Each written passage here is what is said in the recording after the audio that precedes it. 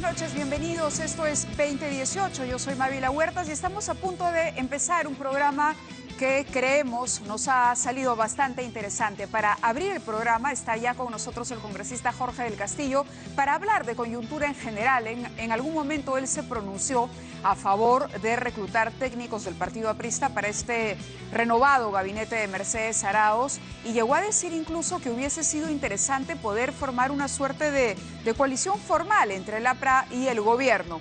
Es una persona que, al contrario de lo expresado por Mauricio Mulder, por ejemplo, no considera que el partido esté en guerra con el Parlamento y seguramente tendrá mucho que decir respecto a este tema donde nos faltan las mociones de vacancia, no se habla de otra cosa que no sea el tema del indulto, de la no presencia o la sí presencia del presidente Pedro Pablo Kuczynski ante la Comisión Lavallato. Por cierto, sobre ese tema, el congresista Gilbert Violeta aclaró que el presidente decidió postergar su, atención, comparecencia ante la comisión, hasta después de que hablara el señor Barata por consejo de sus abogados. Recordemos que Gilbert Violeta había dicho que entre el 10 y el 17 el presidente iba de todas maneras. Y ayer aquí en el programa le pusimos el mensaje al presidente de la República donde él asumía el compromiso frente a los peruanos de asistir sin mayor pretensión que esa, que aclare o que cumpla con lo ofrecido a los peruanos. Hoy más que nunca, el Perú necesita creer en sus autoridades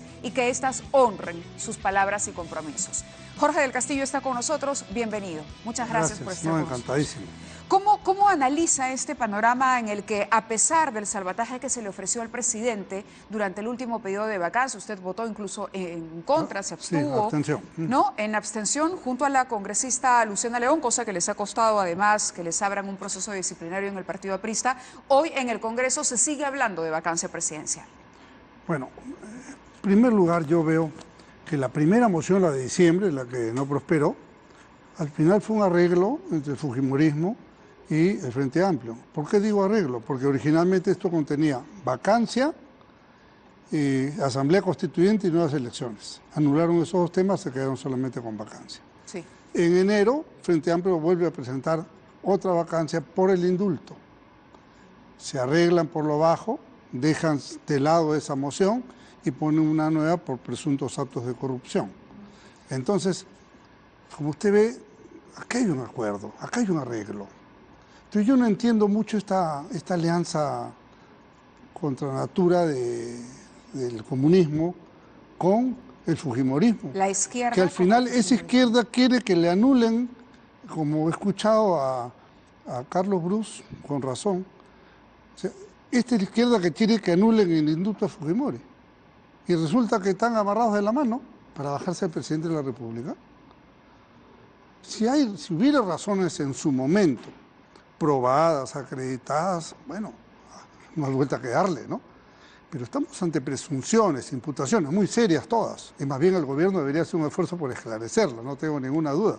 Pero de ahí saltar a conclusiones, me parece que hay un siglo de vida por delante. Ahora, de aquí a que prospere, porque, son dos mociones. En un momento presentó Frente Amplio, sí, en efecto, basada básicamente en el tema del indulto, cuestionando el proceso del indulto. Sí. Dicho sea de paso, ¿usted está de acuerdo con la forma en que se otorgó ese indulto? No, a mí no me ha gustado esta suerte de tomidaca, ¿no? Evidentemente fue absolutamente inoportuno, completamente inoportuno. Pero está dado, ¿no es cierto? Entonces, por razones humanitarias es el fundamento. Si eso es así, estará bien dado. Pero más allá del momento que se dio. ¿Le cree al presidente cuando habla de razones humanitarias? ¿Le cree a quienes han preparado este informe? ¿Cree que en efecto hay razones de índole humanitario más allá de la prontitud? Sinceramente no me imagino a médicos poniendo un informe que no es cabal. Mañana viene una auditoría médica y los dejaría pésimos. Entonces sus cuestionamientos se circunscribirían a la rapidez y a que evidentemente quedó claro que los votos que salvaron al presidente luego fueron compensados con la libertad de Alberto Fujimori. Fíjese, permítame decir lo siguiente. Yo fui una víctima del gobierno de Fujimori. A mí me metieron preso la noche del 5 de abril, ¿no? Fui reprimido y se me persiguió y se me hostilizó y el servicio de inteligencia me tenía, pero así, seco, ¿no? pero me quedé para confrontar las cosas. Y luchamos por la recuperación democrática. Y cuando fue el juicio, yo fui a testimoniar contra Fujimori. Y en su cara le dije muchas cosas que creo que han servido en la sentencia. Fui a decir mi verdad. Pero yo aprendí de los viejos apristas que no había que tener memoria para agravios ni odios. Y más bien cuando ellos salieron de la cárcel, Armando, Ramiro Prialé, el mismo Ayala Torre, salieron sin odiar.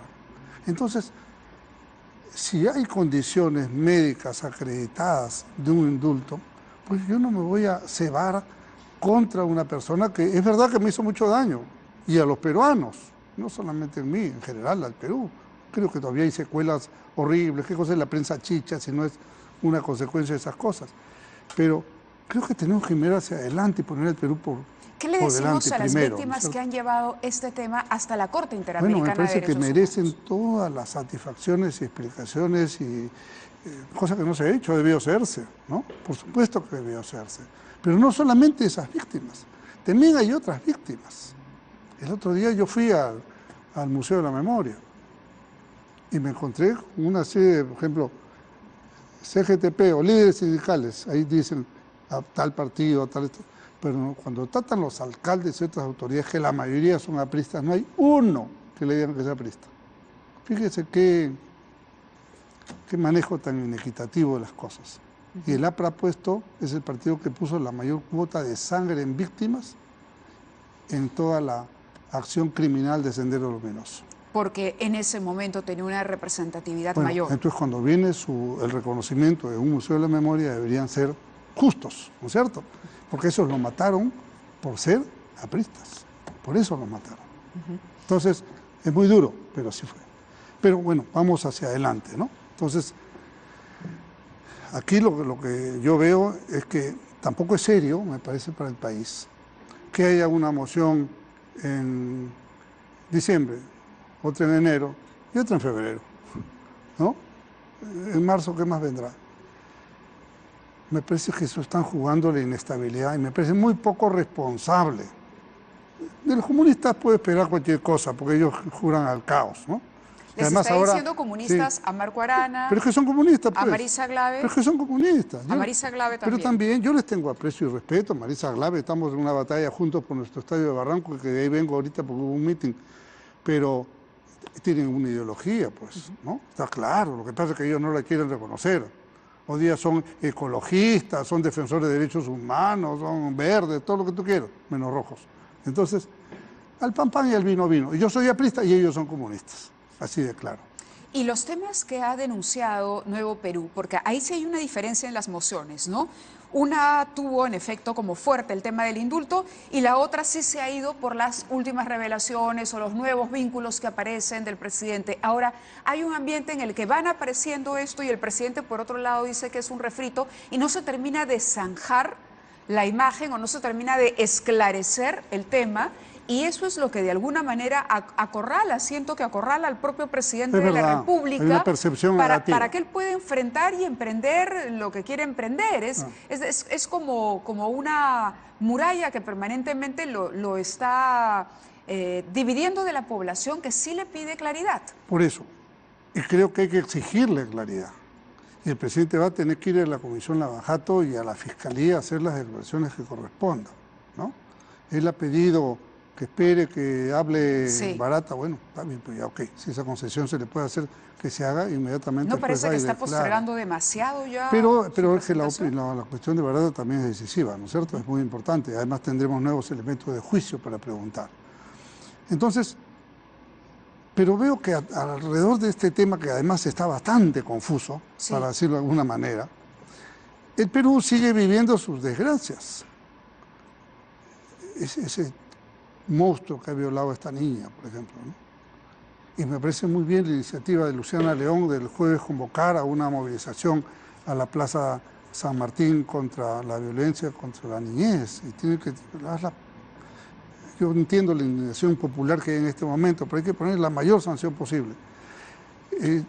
Tenemos el tema farmacéutico, ¿no?, que afecta a miles de peruanos. Es muy interesante el tema de las vacancias, todo, pero Las otras cosas siguen corriendo bajo el puente. Vamos a hablar, y hay porque que entiendo que atenderlas, usted hay que tiene varios resolverlas. proyectos preparados al respecto, o tiene Sí, algunas ideas y sí. algunas ideas importantes sobre el tema tanto de las farmacias como de otros posibles monopolios que se puedan conformar en el país. Pero analizando el tema de la figura presidencial Ajá. y volviendo, yo leía con atención cuando usted decía hubiese sido interesante que se concrete finalmente este acuerdo entre el gobierno y el partido aprista para salir cuando se gestaba el gabinete de la reconciliación. ¿Todavía lo considera así? ¿Cree que el APRA Fíjese, podría tener una mayor participación y una mayor cercanía con el gobierno? yo dije que ojalá hubiera sido el acuerdo más bien de orden institucional, en lugar de que llamen a dos personas por su mérito Así personal es, siendo así apristas, es. ¿no es cierto? Pero creo que todavía más adelante, en un futuro, no en este momento, porque el nombre de reconciliación quedó ancho, ¿no?, en el tema. En su momento puede haber más bien, más que reconciliación, yo diría algo de concertación, de consenso, y no solamente con el APRA, con varios partidos para darle gobernabilidad al país. ¿O qué queremos? Que se caiga el gobierno, que vayamos a nuevas elecciones. El fujimorismo toma también el Ejecutivo, entonces tendrá el Legislativo, convoca elecciones, solamente a Presidente de la República, plancha a Presidente de la República para que ejerza 3 años. Cosa más inestable no puede haber para el país. Tenemos que aprovechar subida de materiales, la posibilidad de reconstrucción. O sea, hay una serie de, me refiero a subida de precios de los minerales, perdón, Sí. que nos puede dar una posibilidad de recuperar un espacio perdido en los últimos años. Ya nos hemos olvidado del daño causado por el humanismo. El Perú ha caído 3 puntos porcentuales en recaudación tributaria. Cada punto es 7.000 millones. Ahora, pero por culpa del gobierno de Ollanta Humala, por los cambios que se hicieron al inicio de este gobierno. No, eso viene desde antes. Viene desde el gobierno de Viene Ollanta Humala. desde antes, claro. Entonces, lo que hay que hacer más bien es una cruzada para... Bueno, este gobierno también ha puesto de su cosecha algo, ¿no es cierto? Pero aquí lo que tenemos que hacer es recuperar la economía, darle con toda fuerza a la seguridad ciudadana. No puede seguir pasando lo que está pasando, ¿no es cierto? Tenemos que estabilizar el país. Si el país se estabiliza y genera confianza, viene la inversión. Pero Grande, chica, peruana y extranjera. de los peruanos considera que el presidente no debería terminar el mandato y debería ¿Y dejar cuántos el cargo. creen que debe terminar? La diferencia, 47. La diferencia son 47. Ese es el doble de los que lo aprueban. Es el doble de que lo aprueba. A PPK lo aprueban 22, pero 47 quieren que se quede. Hay que leerlo así también. Además, el día que los políticos votemos por lo que dice una encuesta, seríamos unos... Pero son indicadores tontos, del sentimiento ¿no? del país, ¿no? Bueno, sí, pero tampoco no es... ¿Usted ¿Cuál es la mayoría para descalificar al presidente? 2 tercios. 2 tercios. Todavía no está en 2 tercios. Tiene otra respuesta. Ok. ¿Y usted estaría a favor que el presidente continúe como está, que atienda primero el tema de Lavallato, que termine el mandato, que si no termina el mandato entre Martín Vizcarra?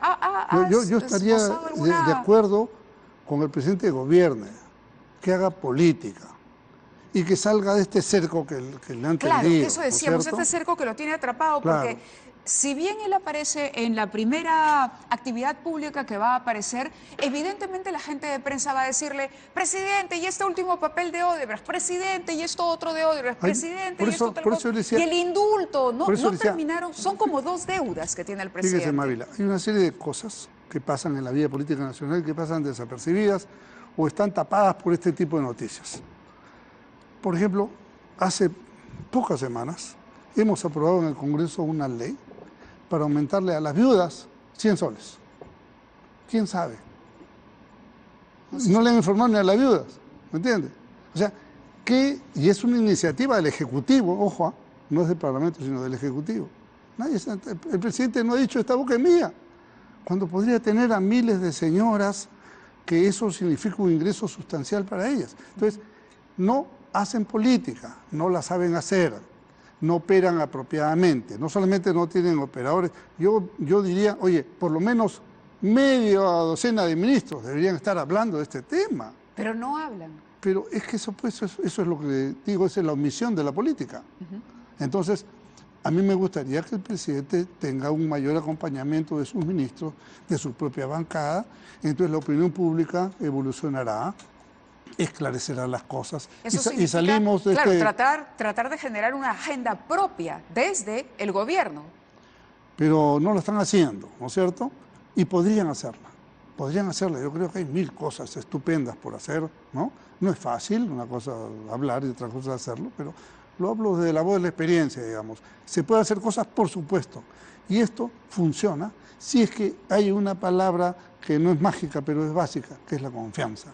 Si no hay confianza y vemos al presidente contra la pared, que está asustado, que no dice, que se siente mal, que los ministros están en silencio, que los parlamentarios están avergonzados, entonces no va a nada. ¿Y esa es su sensación? En parte sí. Sí, en parte así lo sí. ve al presidente y a los ministros. Yo lo veo. ¿Cuántos ministros están hablando? Bueno, le sobran los dedos de una mano. ¿Cuántos están hablando? Escuché a Mercedes Arauz el domingo y hoy día sé que habló Bruce, van 2. ¿Cuántos más? ¿Cuántos parlamentarios están hablando? Juan Cheput. Violeta. Violeta van 2. Los demás seguramente solidarios, pero no dicen nada. Entonces ya ve usted que le falta cancha. ¿Y por qué hasta ahora no lo consigue? Van para 2 años. Sí, pues. Porque, y no creo que sea por falta de dotes o condiciones. ¿O será porque desde el fujimorismo no lo dejan? No, porque tampoco no me diga que el fujimorismo está lleno de estrellas parlamentarias, ¿no? Que tampoco es el caso, ¿no? Tampoco es el caso. Ellos están haciendo su papel. Digamos, ¿no? que los pretextos que se expusieron, no pretextos, pero sí, a ver, el primer año de gobierno uno sentía el presidente ha salido con un ímpetu a hacer algunas cosas y desde el Congreso evidentemente había una persecución a los ministros, por lo menos era la sensación que tenía la mayoría de peruanos, ¿no? Pero ya se diluyó, ahora se volteó en torta. Exacto, a eso quería llegar, se diluyó esa sensación, ¿no? La bancada fujimorista se ha visto reducida. Ahora los que proponen la vacancia y son los más desesperados por sacar al presidente o porque consideran que el presidente no está capacitado para gobernar son Nuevo Perú, son Frente Amplio. Dicen que por motivos políticos, algunos, que esto sería por Pero es motivos que son políticos, evidentemente. Además, el señor Nicolás Maduro, que ha anunciado que viene al Perú el 13 y el 14 de abril, Maduro? Pero de ninguna manera. Yo he puesto en Twitter y yo coordino un grupo que se llama Amigos de Venezuela y vamos a organizar un rechazo a esa presencia. Pero él ha la dicho... ministra se ha pronunciado hoy, bueno, hoy aparecía una declaración suya en El Comercio Temprano que decía que todavía no había tomado una decisión, pero a estas alturas ya tendría una Cancillería que tener claro esto. El canciller venezolano Arreaza ya anunció que viene, en respuesta a la carta de invitación que ha recibido, que de paso me parece demasiado amable, ¿no?, por tratarse de Maduro, que ha insultado al presidente Kuczynski. Pero lo que yo quería decirle es lo siguiente: este Maduro viene, y lo dice en la carta, en el mensaje del canciller, viene a reunirse con los líderes rojos comunistas del Perú, los que cada vez que hemos presentado una moción de condena a la dictadura venezolana, ellos han votado en contra. Tanto los de Frente Amplio como los Nuevo Perú, quizá con alguna excepción. ¿Y ha revisado la agenda de Maduro? ¿Es así? Pues se lo dice en su carta. ¿Va a reunirse con esos grupos? Lo dice el canciller Arreaza, dice así. Entonces viene él a entrometerse en la política interna del Perú, ¿lo tenemos que aceptar? De ninguna manera.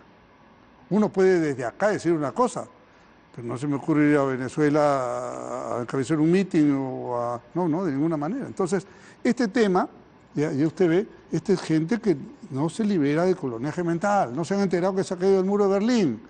Entonces quieren traer al Perú el modelo venezolano de hambre, de violación de derechos humanos, de crímenes, de persecución de presos políticos. Eso es la realidad. Quería volver por un instante algo que ha dicho hace poco que me parece interesante cuando usted hace una crítica al gobierno y dice veo al presidente como parapetado y encuentro que hay pocas voces que lo representen. En esas voces también hay 2 cuadros apristas que tampoco están saliendo a hablar entonces. Bueno, pero ellos han sido convocados como técnicos, ¿no? El señor Barreda y el señor Salinas. Estarán cumpliendo su papel apropiadamente. Ellos no son pero en general usted decía que deberían tener los ministros un papel mucho más activo. Ok, pero que los tengan pues ¿Cuál es el peor error que está cometiendo el gobierno hoy? No hacer política. Eso, no hacer política. No comunicarse apropiadamente con el pueblo. Esto no es la venta de jabones electríficos. Esto es tocarle la piel a la gente. Por eso yo le ponía el ejemplo de las viudas. Era una oportunidad para demostrar que hay una sensibilidad. que esa sensibilidad nació del propio presidente de la República que pidió esa ley, pero ya se aprobó la ley, ya está. Nadie sabe, nadie sabe. ¿El presidente tiene algún desprecio por la política? ¿Lo siente así? Bueno, lo ha dicho un par de veces, hasta el Papa se lo dijo, ¿recuerda? Claro, cuando lo despide y cuando le dice lo único pues, malo son los políticos. Imprudente, pues, porque me hablas de reconciliación nacional y le dice al Papa que lo malo son los políticos. ¿Quién entiende esa contradicción? ¿El partido aprista va a evaluar siquiera las mociones de vacancia? Porque entiendo que se van a reunir las fuerzas del Congreso. Sí, nos tenemos que reunir, tenemos que comentarlas. Pero a priori usted parece no estar de acuerdo. Mira, yo he escuchado a Javier Velázquez, a Elías Rodríguez opinar en contra de las vacancias también. Más bien, Luciana y yo no hemos dicho nada por ahora, pero tomaremos una decisión corporativa entre nosotros. Es que nosotros, el APRA lo que quiere es apostar por la gobernabilidad. Ahora, si el día de mañana aparece una prueba contundente, pues no hay nada que hacer, ¿no es cierto? Pero hasta ahora usted siente que no hay una prueba contundente. Hay indicios, hay imputaciones. Que merecen ser aclarados. Completamente. Que merecen ser aclarados. Absolutamente. Investigados y aclarados. Y el presidente debiera honrar su palabra de una vez habló barata, entonces se presenta a la comisión. ¿Sí? No vale más postergación. No tendría ningún sentido. No vale más postergación. ¿Cómo hacer que un presidente que tiene dificultades para comunicarse, que unos ministros que aparentemente también las tienen, puedan dar a conocer o intentar comunicar? ¿A través de la bancada? Yo creo que ellos mismos lo pueden hacer, tienen las condiciones, son gente culta, son gente informada, de repente no tienen mucha experiencia mediática, pero es cosa de que tengan la oportunidad, como además tienen materia, si no tuvieran materia, si no tuvieran cosas que comentar o informar, y además muchas cosas que hacer. El norte todavía está en veremos, ¿no? Sí, la reconstrucción tampoco es que haya avanzado del todo y ya pasó más de un año. No ha avanzado en nada, muy poquito. ¿Y comparte la sensación de mayoría de peruanos de que el país está ciertamente como paralizado? Vamos a ver. ¿Expectante? Las estadísticas dicen que está creciendo un tanto, ¿no es cierto? Pero puede crecer más. Yo creo que si hubiera yo le diría al presidente Kuczynski, piense en una suerte de shock, ¿no? de reimpulso del país, en varias cosas, en su estado de ánimo, en su economía, en la generación de empleo. Saquemos la ley de empleo juvenil y hacerlo efectivo, apoyemos a los jubilados y usted va a ver una gran reacción. Saquemos adelante nuestra propuesta de ley de seguro de mototaxistas, que ya me recorrió medio Perú explicándolo, hay gran aceptación. Saquemos adelante esta ley antimonopolio, que es fundamental. ¿No? Y de paso le comento que hemos convocado para mañana, ¿no? Sí, a la empresa, a esta corporación nueva que se ha formado, a conocer sus alcances y a tomar algunos. No hay ley, ¿ya? No hay ley. En Ecuador hay ley. Y este mismo grupo empresarial ha pedido fusión en Ecuador y ahí hay ley de control de fusiones. Y están controlando, vamos a ver en qué termina. Ahora, ¿esto no significa intervenir el mercado? No, en absoluto. Esto significa defender más bien al usuario con las reglas del libre mercado. Luciana León ha hablado de farmacias del pueblo.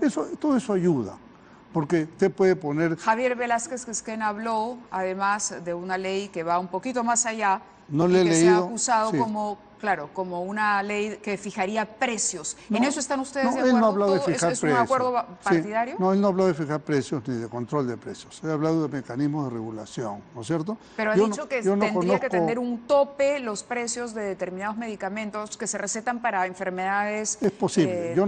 Graves, yo no como conozco, cáncer, no conozco el proyecto, pero por ejemplo, lo que yo creo es que hay que hacer funcionar el mercado, ¿no? Si el mercado funciona, si hay competencia y además el Estado asegura con las reglas adecuadas la provisión de un porcentaje importante de genéricos, ¿no?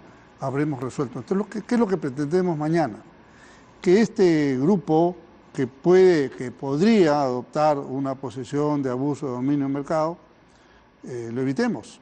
Por ejemplo, cuidado con las subidas de precios, cuidado con los precios predatorios. O sea, me bajo ahora para quebrar a mi competencia y una vez que la quebré subo, como ha pasado ya en la aviación, antes. que no hagan políticas de exclusión o de boicot a unos laboratorios, porque ahora tengo el mío, ¿entiendes? Entonces, todo eso son cosas muy interesantes que yo espero mañana encontrar buena voluntad. Algunas preguntas con el cortas congresista para... Lombardi estamos trabajando ese tema, REAT y en fin otros de la Comisión de Economía, ¿no? Algunas preguntas cortas para culminar la Sí. entrevista, que van del lado de político y del lado personal también. A ver, desde el punto de vista político, grosso modo, como ve el panorama, ¿las mociones de vacancia tienen alguna posibilidad de funcionar o ve más bien que van a ser intentos fallidos? Mira, la llave la tiene Fujimorismo. Ellos son 61, ¿no es cierto? Más los dos grupos de izquierda, tienes como 20 más. Tienes 81. Tienen los votos. Podrían tener los votos. Pero Fuerza Popular no ha llegado a un acuerdo con Nuevo Perú. Y Fuerza Popular no va a querer cargar con un nuevo fracaso como fuerza mayoritaria por eso, en el pero hay que Parlamento. hacerlos reflexionar.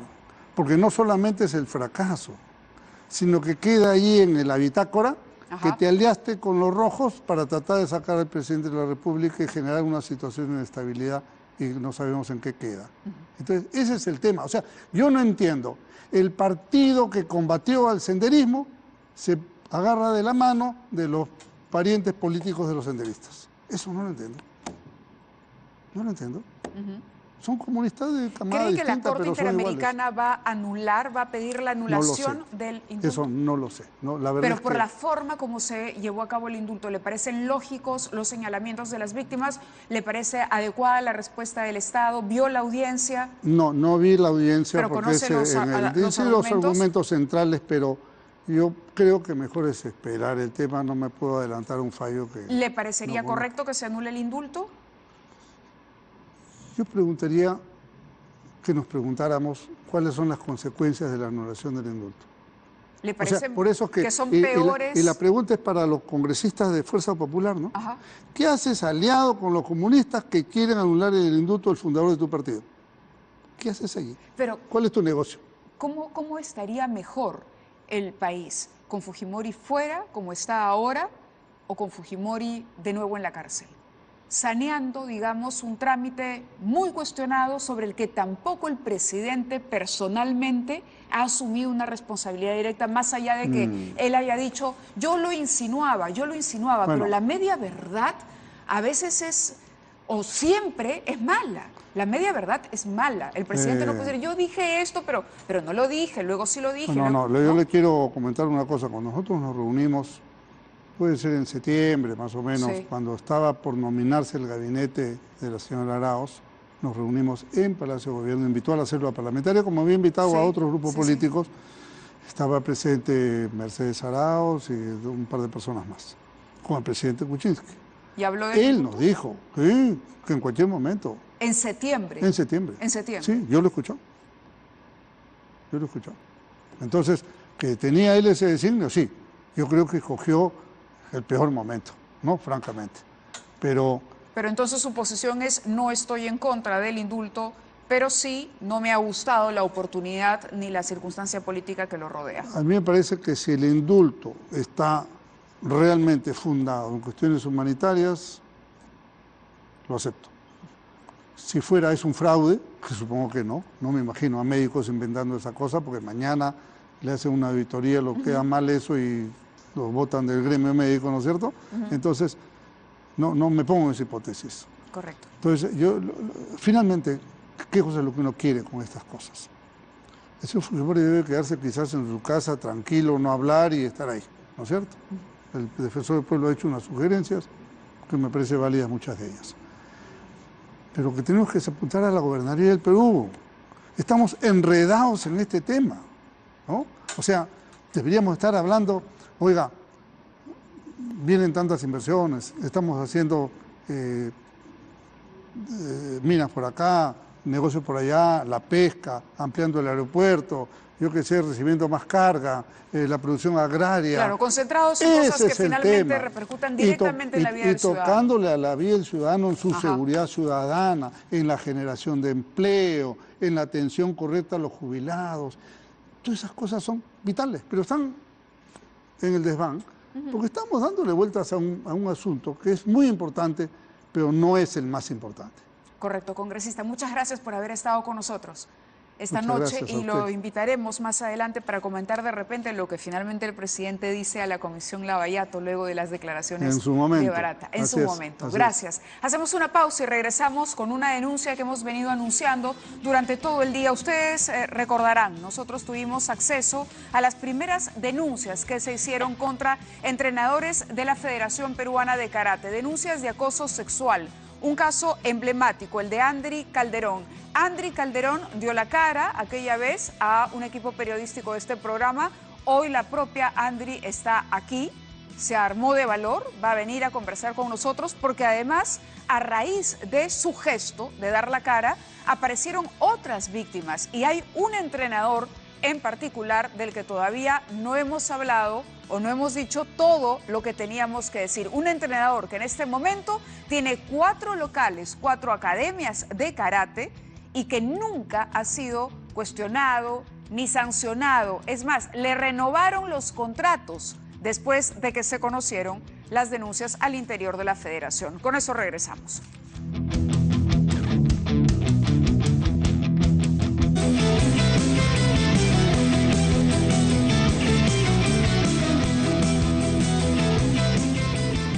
Como lo habíamos anunciado, está con nosotros Andri Calderón, está también su abogado José Ugaz. Ella es ex seleccionada nacional de karate y ustedes la recordarán porque hace algunas semanas, creo que ni 2 semanas, ¿no?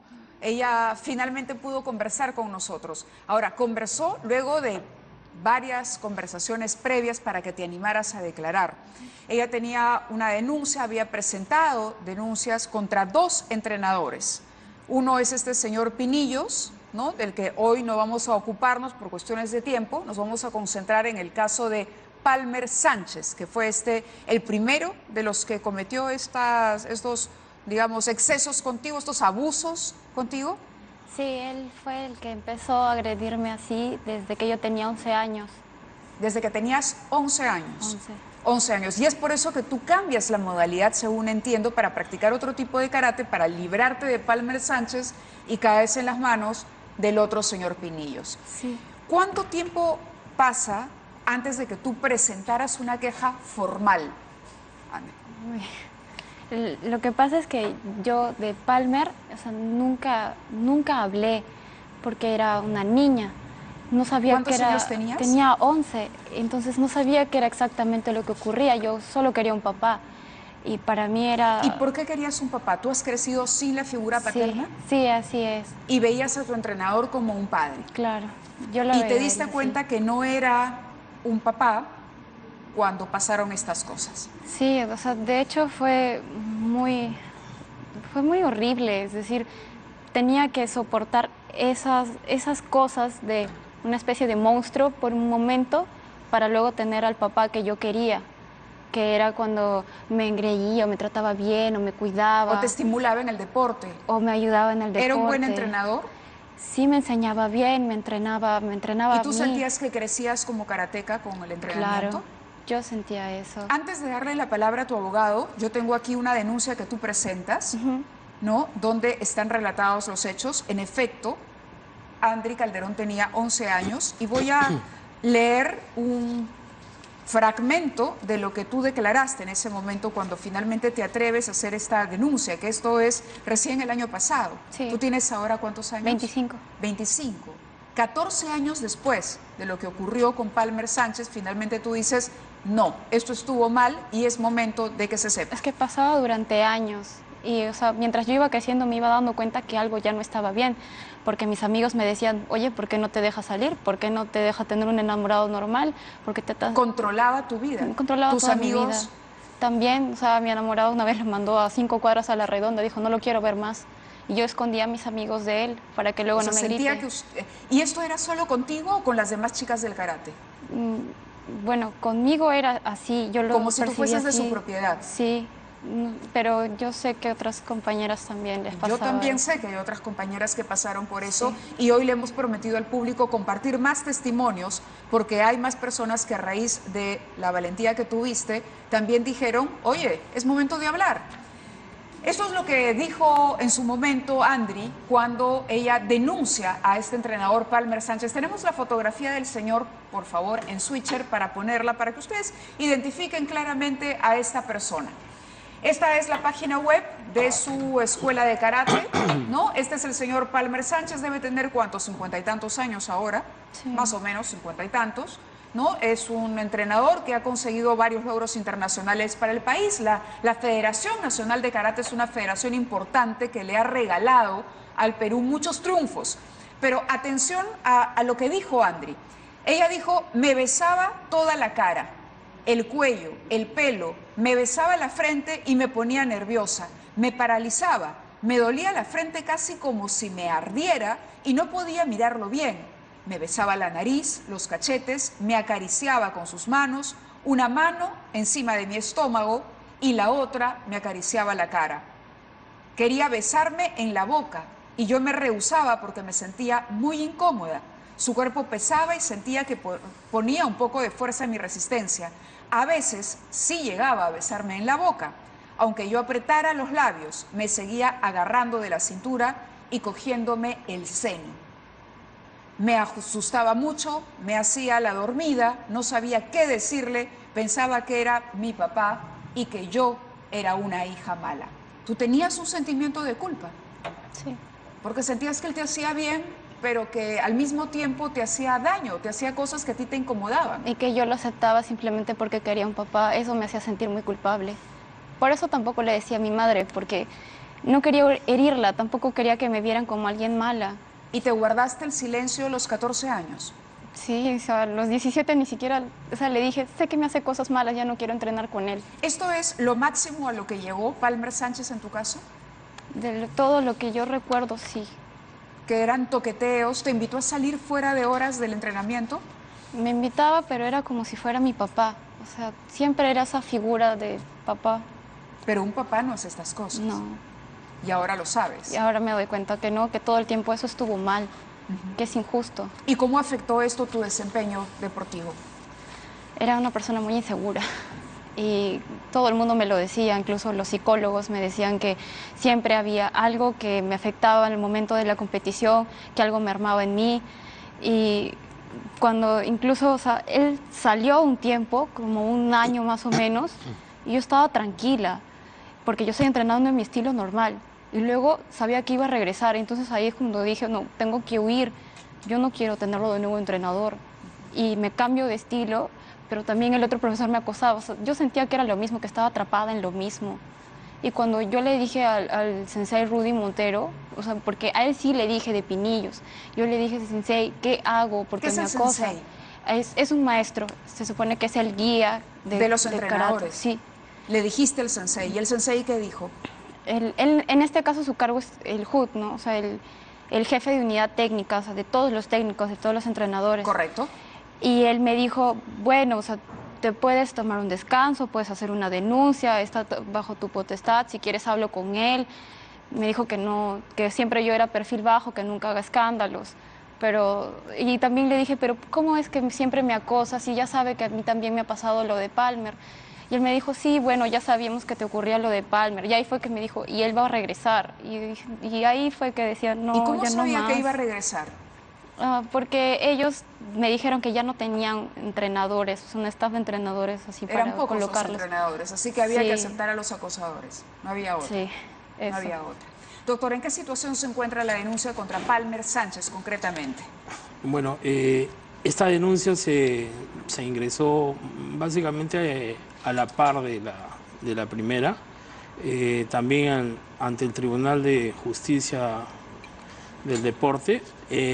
Nosotros recibimos una primera comunicación de parte Sí. del tribunal donde de forma muy escueta y muy imperativa nos solicitaban pruebas a todo lo dicho, ¿no? Entonces, eso digamos ¿La situación actual cuál es? que está en trámite, nosotros Está hemos en respondido trámite. a eso. ¿Lo han citado a Palmer Sánchez a declarar? ¿A que haga Todavía descargo? no ha habido ninguna citación para Ninguna audiencia, situación, nada. es decir, no avanzó más allá, No para avanzó ponerlo más. así en sencillo.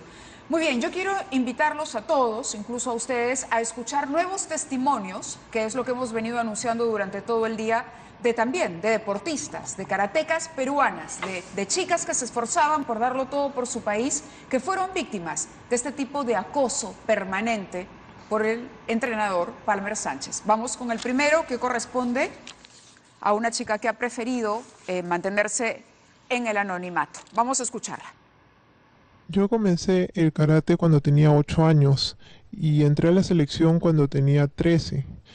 Conocí a Palmer a los 13 también y en el año más o menos 2007, cuando ya estaba por cumplir 17, siempre nos llevaba a entrenar a la selección porque vivíamos cerca con otros compañeros, y un día que yo me quedé sola con él en su carro, me invitó a salir, me dijo que si podíamos ir al cine, y yo en ese momento me pregunté por qué tendría que salir con él, y le dije que tenía que preguntarle a mi mamá, y él me dijo que no había necesidad de que yo le contara a mi mamá, pero yo le dije que no, que todo le contaba a mi mamá y que no podía salir, y él me dijo que más adelante quizás, y ahí quedó la conversación.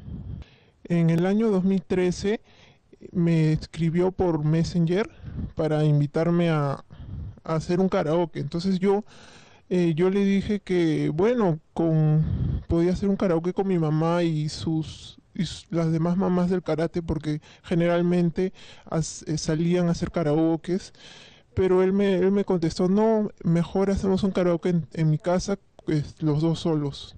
Y a mí me incomodó bastante, entonces no le contesté nada. De verdad que sí era incómodo las invitaciones, y no solo eso, sino también las miradas, porque era como dos personas. Cuando estábamos entrenando, todo iba bien, pero una vez que nos cambiábamos, al menos yo me ponía mi ropa de calle y su mirada cambiaba su actitud, y eso era bastante incómodo para mí. Mis compañeras también estaban incómodas y también me habían comentado que las invitaba a salir o al cine, a almorzar, y siempre sucedían estas cosas. No, yo quisiera que no se repita esto, y que no le pase esto a otras jóvenes.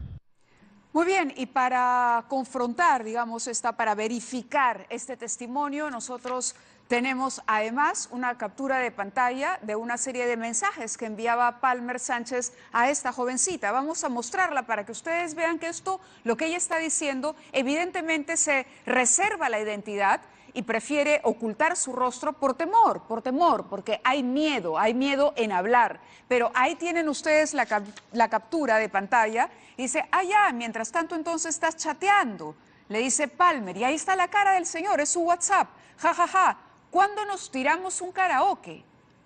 No hay muebles en mi sala, le dice esta chica, los han mandado a tapizar, pero seguro apenas estén, mi mamá hará karaoke. Claro, lo hacemos con mi madre, contigo sola no. Y él responde: yo me refiero a un karaoke entre tú y yo, en mi casa. Esto es lo que le dice un entrenador de karate a una ex seleccionada de la Federación Nacional. Tampoco tenía muebles, en fin. Esta es una conversación real que ocurrió. Y hay otro testimonio adicional con el que volvemos inmediatamente después de la pausa, pero además estará con nosotros la congresista Paloma Noceda, quien ha decidido asumir este caso y llevarlo al Parlamento y ver de qué manera se puede encontrar una solución o intervenir las federaciones y finalmente corregir estas prácticas que no le hacen bien a nadie y que cobran víctimas inocentes, como atletas peruanas. Vamos a la pausa. Muy bien, vamos de inmediato con lo anunciado. Tenemos ahora otro testimonio más. Esta vez habla Corina Rodríguez. Corina Rodríguez, ex seleccionada de la Federación Peruana de Karate, se retiró en el año 2014, practicó karate desde los 8 años y ella detalla cuál fue la situación incómoda, por decirlo menos, que vivió con el entrenador Palmer Sánchez. Me sentía muy incómoda en el entrenamiento, porque cuando estirábamos sentía que sus miradas eran como que muy penetrantes, muy obscenas. A veces cuando estirábamos, sentía que se sentaba atrás a mirar nuestros ejercicios de estiramiento, o también nos ayudaba a estirar él mismo y a mí no me gustaba, me sentía muy incómoda. También cuando nos corregía las técnicas de kata, podía hacer fácilmente agarrar una vara y corregirnos con la vara, pero no, a veces sentía que se pasaba un poco de manos y no me gustaba, me sentía muy incómoda. Una vez nos pidieron tomarnos una foto en grupo y justo él estaba a mi costado, y al momento de tomarnos la foto sentí que su mano estaba entre mi cadera, nalga, como que me dio mucho asco. Entonces yo simplemente me separé, nunca lo enfrenté porque me daba mucho miedo de que me retire del equipo. En ese entonces yo estaba en el equipo, o simplemente me aparté de la selección porque ya había antecedentes por X motivos con deportistas mayores de que las había sacado de la selección porque él decidía, él era el entrenador y él el que decidía. Entonces, nunca le dije nada, nunca lo encaré, siempre traté de evadir la situación, hasta que empezó a invitarme al cine, y eso no me gustaba, porque no era normal que un entrenador mayor esté invitando a sus alumnas al cine o a salir. ¿Lo hacía personalmente o por algún medio? No, cara a cara, personalmente. Me decía, ¿cuándo vamos a ver Rápidos y Furiosos? ¿O cuándo vamos a ir a ver una película al cine? Y yo, por tratar de salir sin que se moleste, le decía, ya, sensei, vamos con todos, vamos en grupo. Y me decía, no, yo quiero ir contigo. Me miraba fijamente a los ojos y me decía, ¿serio? No, yo quiero ir al cine contigo. Entonces yo, para evadirlo, le decía, ya, sensei, ya vamos a quedar. Fueron en 3 oportunidades que me dijo eso. Hasta en Facebook me escribió y me dijo, ya, ¿cuándo quedamos para ir al cine? Y ya, nunca más le contesté. En ese momento, el presidente de la Federación Peruana de Karate era el señor Pedro del Rosario, quien estuvo aquí y que incluso emplazó a las deportistas a que le digan en qué momento habían acudido a él a pedirle ayuda o a denunciar lo que hacía Palmer Sánchez. Escuchemos qué más tiene que decir Corina respecto al momento en que ella le lleva la queja al señor Pedro del Rosario.